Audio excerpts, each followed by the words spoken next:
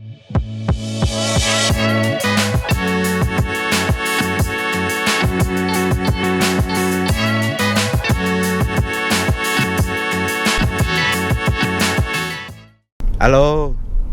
ketemu lagi dengan kami Auto Gadget Channel. Kali ini kita mau nge-roasting salah satu yang punya dari teman kita sendiri gitu. Kebetulan mobilnya ini Toyota Rush tahun 2022. Masih grass ya, masih bau pabrikan, baru keluar. Harusnya enak ya. Tapi karena kali ini kita mau ngebahas soal roastingan ini mobil, jadi ya kita kulitin deh. Pertama, karena di posisi gue di mobil ini lagi duduk di baris ketiga. Si posisi ketiga ini gimana? Kalau menurut gue nih kayaknya agak sempit ya di bagian ketiga nih. Di mana nih? Gue juga udah ngangkang ini. Gitu ya. Jadi kayaknya baris ketiga ini cocoknya emang buat anak-anak kecil lah. Ya, anak-anak kecil, anak-anak muda. Terus karena tinggi badan gue ini sekitar 171. Jadi agak-agak mentok juga di atas, walaupun nih kalau misalnya lo lihat gue sekarang lagi pakai bando. Tapi kalau misalnya bandonya dicopot, ini posisi gue nih agak-agak mentok tuh. Kalau misalnya gue tegapin dikit. Jadi gimana ya? Pertama kesan gue sih untuk di baris ketiga ini lumayan kurang nyaman gitu. Boleh. Terus berikutnya karena di posisi baris ketiga, gue juga ngerasain suspensinya dia nih lumayan nih, gluduk-gluduk, agak-agak bantingannya keras. Oh iya, gitu. Itu udah terkenal itu. Oh gitu ya. Iya. Kalau Rush yang lama gue nggak tahu ya, Bi. Ini kan Rush 2022. Harusnya sih kalau mobil baru sih nggak sekeras ini gitu. Mungkin harusnya kalau bukan Rush kali ya. Oh gitu. Mobil lain sih begitu, selalu ada peningkatan. Iya, ini kayaknya malah penurunan nih. Alasan gue kenapa ya? Ya karena satu, dia kan low SUV di kelasnya, dan ya karena lebih tinggi, karena SUV-nya sih yang gue pilih, dan masih penggerak belakang. Itu alasan utama gue milih si Rush dibanding mobil yang lain. Sebenarnya tadi milihnya mau Avanza kan, cuman karena Avanza penggerak depan, jadi gue masih mikir sih kalau yang baru maksudnya. Ya Veloz lah. Veloz yang baru. Ya Veloz yang baru. Karena penggerak depan ya gue milihnya ke Rush ini yang masih penggerak belakang. Itu sih lebih ke situ sih. Dan kenapa Toyota ya after sales yang pastilah. Kenapa harus penggerak belakang? Ya buat main ke tempat tinggi itu nggak perlu momentum. Kalau mobil penggerak depan itu kan kalau buat nanjak-nanjak perlu momentum. Lebih ke situ sih Pak. Ya, bisa. Bisa kan? Bisa. Walaupun Bisa. nggak saklek tuh ya. Nggak mutlak gitu maksudnya. Tergantung skill driver. Iya. Oh iya sih. Ini roasting mobilnya, roasting orangnya juga nih kayaknya. Kebetulan mobil itu harus dijalanin kalau kaki nginjek gas. Selebihnya sih gue ngeliat nih barang-barangnya banyak banget ya. Ini ketahuan nih yang punya nih baru punya bayi nih kayaknya. Kapan? Nggak dirapiin lu. Iya nggak dirapiin loh, emang sengaja buat di roasting kayaknya. Nggak peduli. Terus juga kayaknya belum divakum deh. Agak-agak demek, kotor gitu. Tapi ya kalau keseluruhan sih emang di posisi ketiga ini emang kurang nyaman. Intinya sih gitu sih. Ya. Dari yang baris ketiga dulu ya. Oke. Gitu. Gue deh sekarang baris Oke. kedua ya.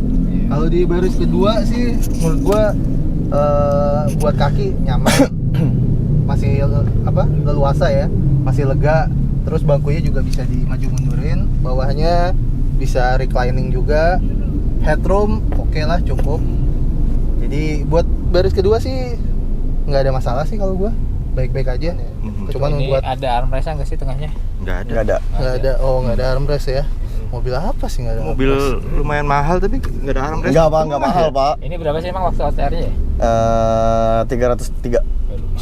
Lumayan mahal lah itu. 300. Buat mobil yang nggak ada armrestnya tengah. 300 juta. Kan nyarinya baru. Kalau nyari bekasan ya banyak pilihannya. Banyak juga PR-nya. Jadi ada power outlet di bawah, terus ada cup holder, cuman ukurannya agak-agak kecil ya. Iya. Jadi nggak semua cup bisa masuk. Oh mungkin di samping kali. Iya, di samping kiri kanan ada si cup holder. Belakang gimana belakang? Akomodasi belakang sih untuk cup holdernya lumayan oke. Sama buat buat bisa seukuran tablet yang 7 inci lah. Oke. Buat naruh gitu. Waduh, itu bunyi-bunyi gladuk-gladuk apa tuh? Suspensinya agak-agak sedikit dipertanyakan ini. Itu bukan suspensi, itu apa namanya, plat nomor itu berarti. Dari baris tengah seperti itu kelihatannya ya untuk urusan cup holder bisa diakomodasi di Ini juga ada sisi kiri kanan. pocket. Ada kantong. Kantong ada, tapi juga banyak banget barangnya. Nih kurang rapi. Nih yang punya nih, aduh. Yang punya mesti rajin-rajin. Iya. Mohon maaf. Karena dia apa namanya, melandai ke belakang gini ya. Makin ke belakang makin turun. Oh. Ini makanya gimana sih yang ini nih? Dari Sama kan yang gantung kalian atas juga itu. gitu kan? Hah? Yang gantung atas tuh ke sini. Oh, ke tengah sini, Ke sini. bukan belakang. Bukan nih. Bukan kan 3 tengahnya. Oh iya, ada juga yang belakang itu. Kok Oh, itu yang tengah. Itu yang buat tengah. apa ya? Yang di atas itu yang tengah. Oh, ini satu. satu, baru ada itu ke Yang tengah. ini ke tengah sini. Ah. Oh. Oh, jadi buat yang di tengah ini ya. Iya. Iya. Pak, ini buat di belakang nih. Oke. Berarti safety Oh, belt iya. aman ya? Safety belt Ada berapa? aman. 2, 3, 2, 7 titik kelar ya? Iya, cuman agak-agak nyeleneh sih. Iya, maksudnya Kok nyeleneh sih? Kenapa nyeleneh, Pak? estetikanya kurang kalau Kurang. buat sih. Kayaknya sih emang, menurut gue ya. emang Toyota semuanya begitu sih, sampai Fortuner malah. Kagak ngerti gue. Wah, tuh diomelin sama yang belakang. Belum pernah punya apa ya? Ini yang tengah juga karpet. Nggak tahu nih karpet dasar bawaan atau udah pasangan sini. Karpet dasar. Karpet dasarnya yang hitam-hitam ini bawaan atau pasangan? Yang enggak dari di pasangan, dari Oh, dealer. tangan. Dari dealer, bukan bawaan pabrik. Bukan. Oh. Bawaannya ada lagi, bawahnya itu bludru. Oh, oke.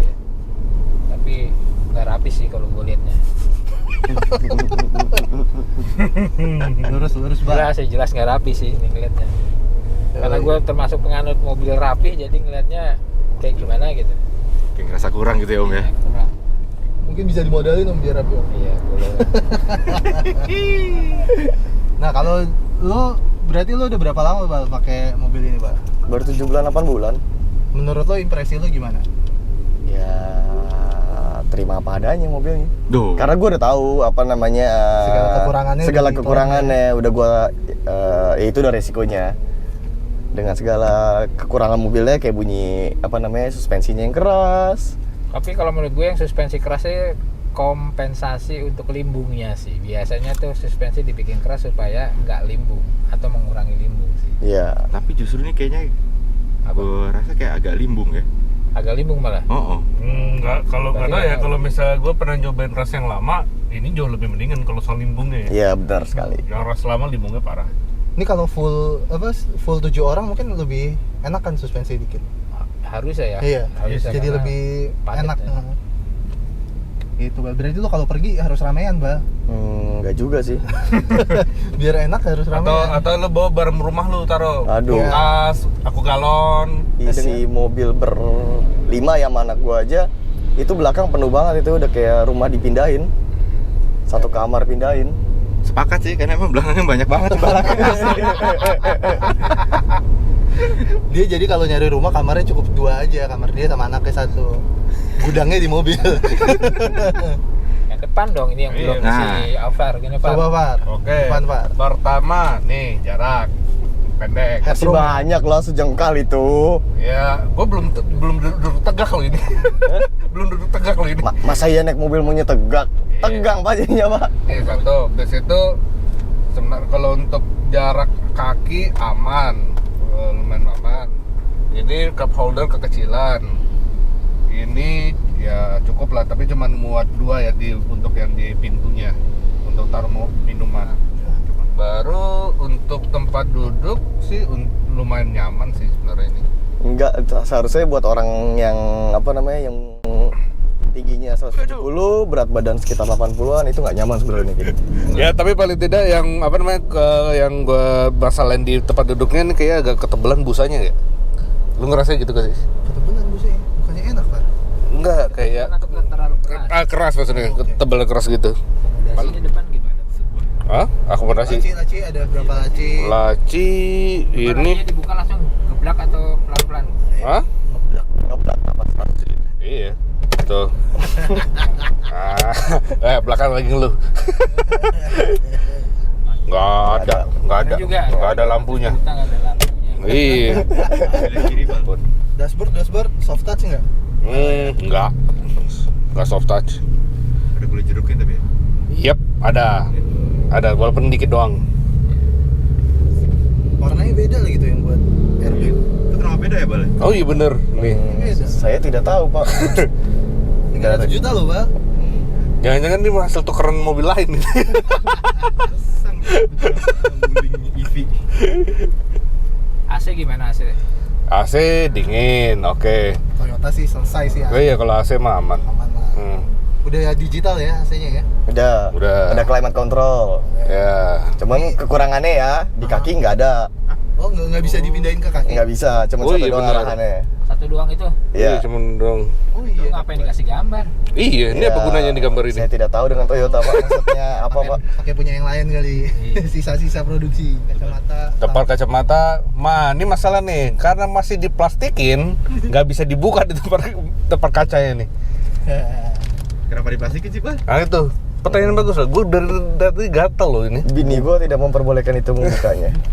Secara fungsional kan nggak dapet jadi. Ya emang buat apaan? Buat ngaca kan? Ngaca kan bini gua punya kaca sendiri. Nggak jelas, nggak Ribet. jelas, nggak jelas. Ribet, udah disediain loh.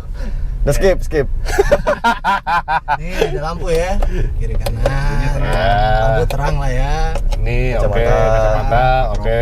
Satu bak. Nah, ini apa nih, Bal? Lu perlu jelasin ini apa nih? Itu dashcam. Dashcam. Itu beli sendiri, beli sendiri. Opsional, bisa dipasang ternyata. Dashcamnya bagus, cuman kan nggak include, jadi nggak perlu dibahas ya. Iya. Oh, transmisinya, Bal? Kenapa?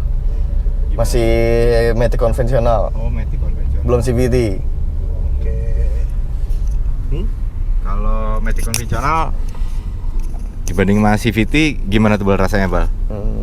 Ya jauh lebih halus CVT sih. Cuman kalau si matic konvensional masih banyak apa namanya bengkel-bengkel di luar dealer ya yang apa namanya yang masih bisa lah ngebenerin kalau masalah matic dibanding di mana bengkel resmi ya. Pesan.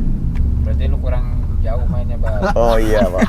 Udah banyak CVT Pak kalau sekarang. Iya, aman lah Bang kalau sekarang. Itu dong fitur speedometer. Bal. Speedometernya ada apaan aja? Ada ISC, Biasanya itu apaan? Electronic dong. Stability Control. Oke. Terus ada idling stop, Terus ada apa lagi? Start stop udah ya? start Pasti stop udah pasti ada.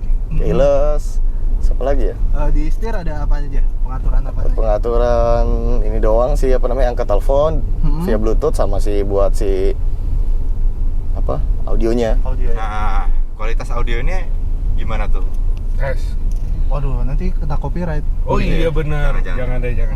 Mesti nyari dulu yang Nyari lagu Iya, non jangan, copyright jangan. dulu. Iya. Nggak usah. Udah. Iqbal udah, Nggak nggak usah. Udah. Cruise Nanti- control nggak ada nih, cruise control? Aduh nggak ada Pak mobil. Nggak ada ya? Mobil di bawah 350 juta kayak nggak ada Pak. Kata Ada. siapa? Yang baru, bicara baru ya. Ada. Stargazer bukannya udah ada? Itu kan Meskipun belum adaptif ya kayaknya. Mau apa? Pabrikannya mau ngasih apa enggak gitu kan? ya, pabrikannya rada pelit emang sih Pak. Oh iya, ada yang lupa nih. Jok. Apa? Joknya gimana nih? Ya joknya sebenarnya kayak Over bilang tadi sih, ya, tebal, tapi nggak terlalu empuk gitu. Ininya jahit-jahitannya, terus kualitas bahannya gitu. Oke, bahan oke lah. Oke. Oke. Ini Lumayan lah. ini adalah bahan-bahan yang bikin pantat gua basah nih belum. Wow. Jadi agak-agak panas tuh. Kelamaan duduk nih. Bisa. Kalau menurut gue bahannya sih udah lumayan oke ya untuk Iya, bahan untuk sih jok mobil. oke lah. Nggak kelihatan murahan banget gitu. Apalagi tengahnya ada bludru-bludrunya. Kalau nggak kelihatan murahan banget untuk harga mobil 300 juta seharusnya kurang dong ya. Harusnya jangan segitu gitu. Ya cukup. Jangan lah. kelihatan murah banget. Cukup. Oke, jadi untuk Rush 2022 ini kita mesti nanya juga nih sama pemiliknya gimana perawatan dari si Rush 2022 ini. Gimana Bal? Selama ini perawatannya? Ya karena masih mobil baru ya, jadi ya masuk bengkel aja deh. Tinggal bayar kekurangannya ya dari si siapa? Dari si Toyotanya ngasih free service sampai 50.000. Tapi di luar itu kayak misalkan sporing atau balancing harus bayar sih. Servis itu jasa servisnya sama Jasa servis sama oli itu gratis Oh. sampai 50.000. Oh, sampai olinya ya. cuman oli doang. Oli, jasa servis, terus apa lagi? Part-partnya part-partnya kalau misalkan masih di dalam mesin, masih di cover oleh garansi. Tapi kalau misalkan kayak kerusakan terjadi karena si pemakai kayak misalkan menambah aksesoris lampu yang bisa merusak sikring, itu tidak di cover oleh Toyota. Biaya berapa kalau Kemarin yang pas 10.000 km, karena mobil gue juga belum 10.000, 650-an. Itu alasan lu kenapa milih Toyota itu ya? Iya. Iya. Emang pertimbangannya itu bisa jadi pertimbangan gede sih. Sorry. Oke, itu tadi kita sudah ngebahas soal bagian dalam atau interior dari Toyota Rush milik teman kita sendiri, produksi tahun 2022, masih anyar grass, dipakai sekitar 8 bulan. 8 bulan. Nanti sebentar lagi kita bakal ngecek sama ngeliatin, nge-review untuk eksteriornya si Rush 2022 ini. Oke?